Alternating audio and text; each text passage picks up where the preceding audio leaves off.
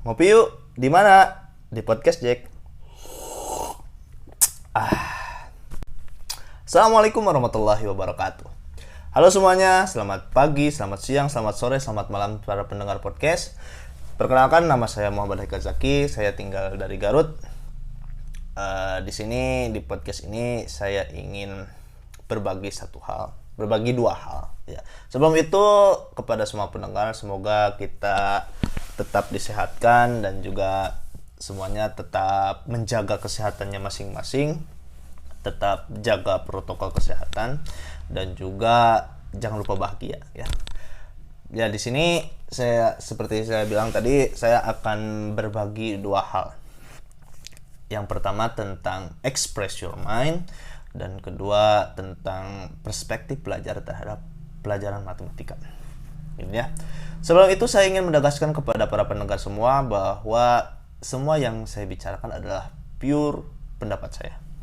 Ini pendapat saya ya. Jadi kalian bebas untuk menyanggah pendapat saya, kalian bebas untuk mengkritik, memberikan saran terhadap saya. Ya, karena ini pendapat saya gitu.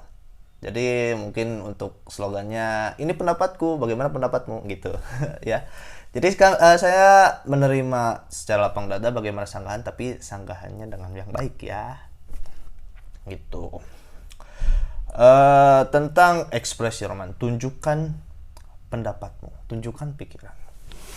Itu yang pertama.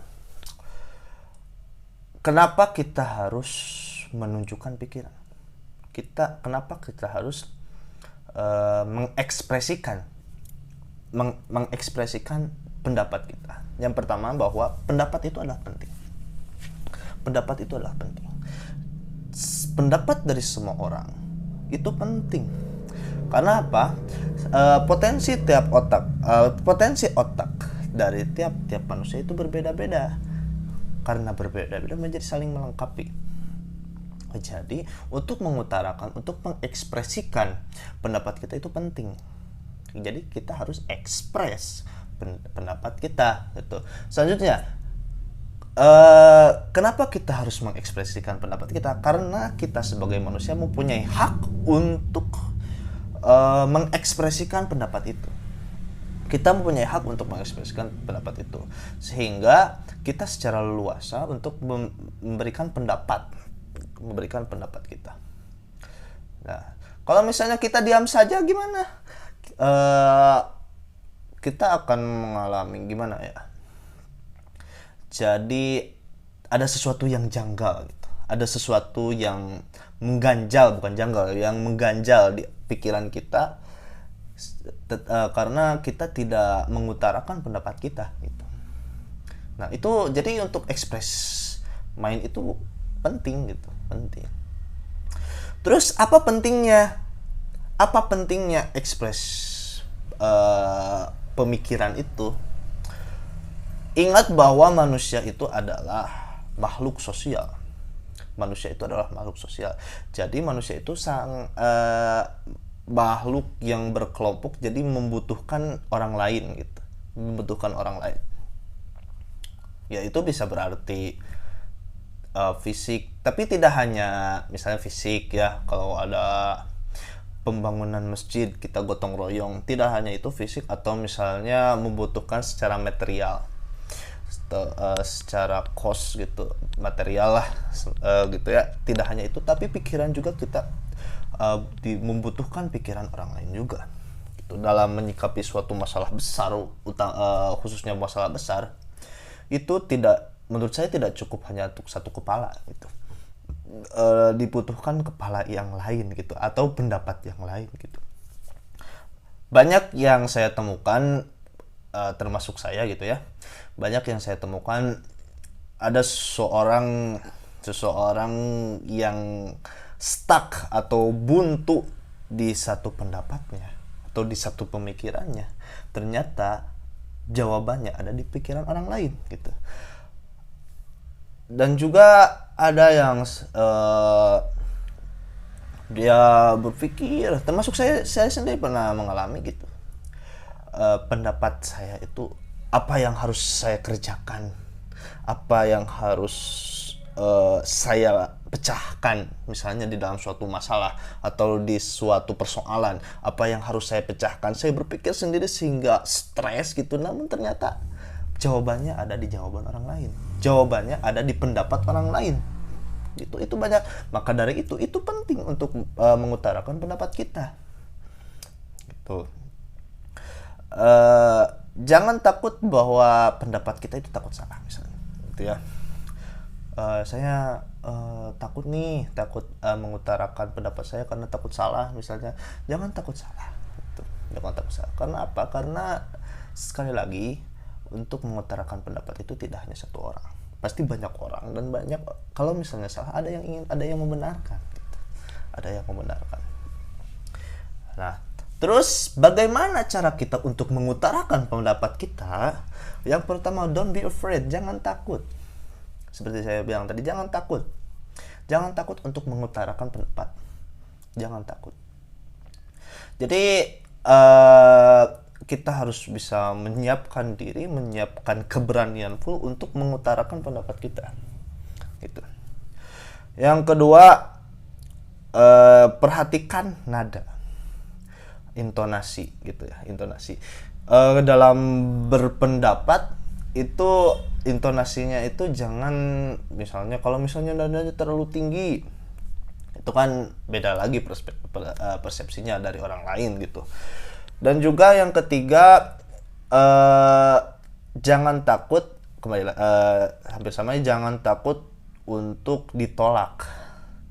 Ya, jangan takut untuk ditolak. Karena apa? Karena dalam mengutarakan pendapat pasti ada penolakan gitu. Pasti ada orang yang menolak gitu. Pasti ada orang yang menolak. Jangan takut, karena itu sebuah keniscayaan, sebuah keharusan, bukan keharusan sih. Kebiasaannya juga seperti itu, kebanyakan kan penolakan. Jadi jangan takut gitu, dan terus berlatih gitu.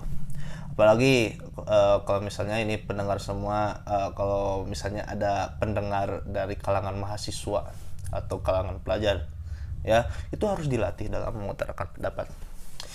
Itu adalah pendapat saya terhadap kenapa kita harus ekspres pendapat kita, harus mengutarakan pendapat kita.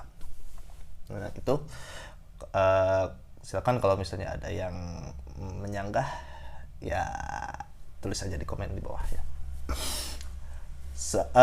Selanjutnya, bagaimana perspektif pelajar terhadap matematika?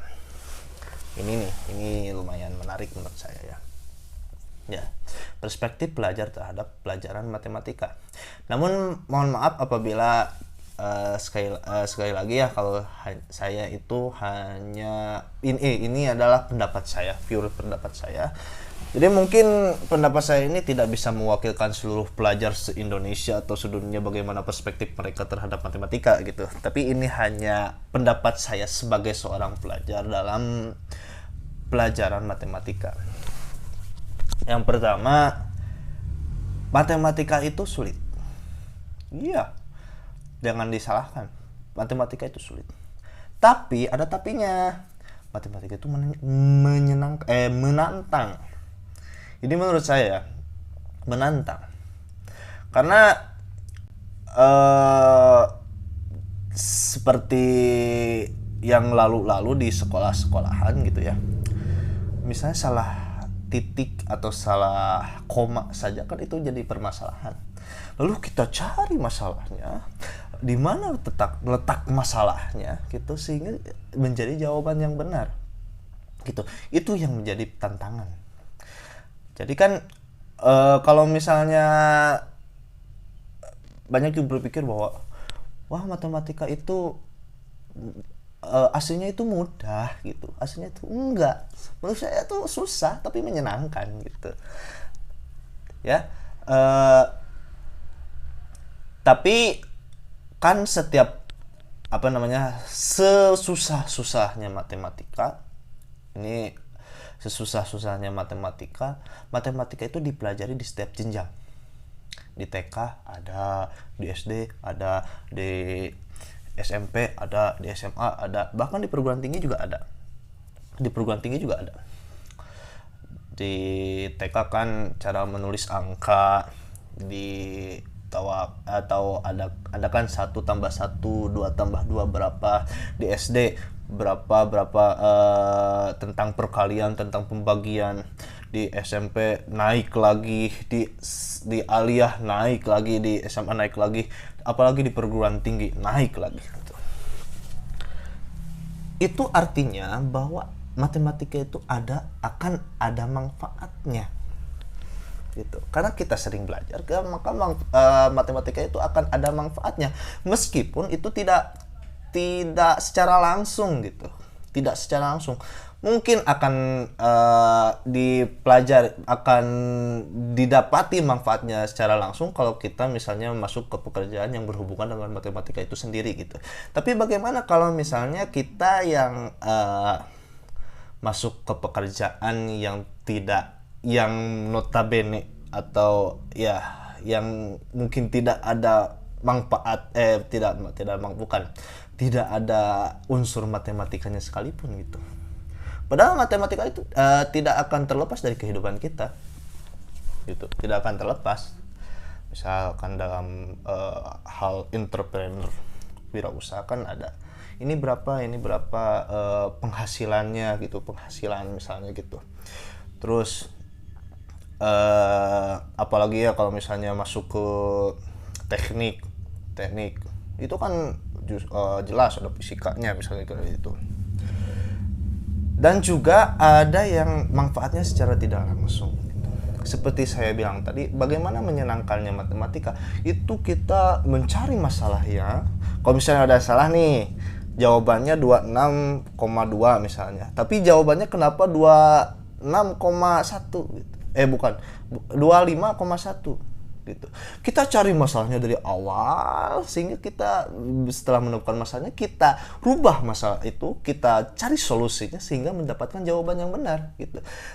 Ketika kita melakukan hal itu beberapa kali di sekolah, kita terlatih dalam menghadapi masalah, dalam menghadapi persoalan untuk mencari masalahnya gitu. Jadi ada sifat gimana ya, ada terlatih kritis gitu, terlatih kritis, terlatih berpikir secara cepat gitu ya. Itu dalam matematika gitu. Meskipun matematika itu sulit gitu, kalau dimudah-mudah itu susah kalau dimudah-mudahkan gitu. Meskipun ada lagunya kan ya.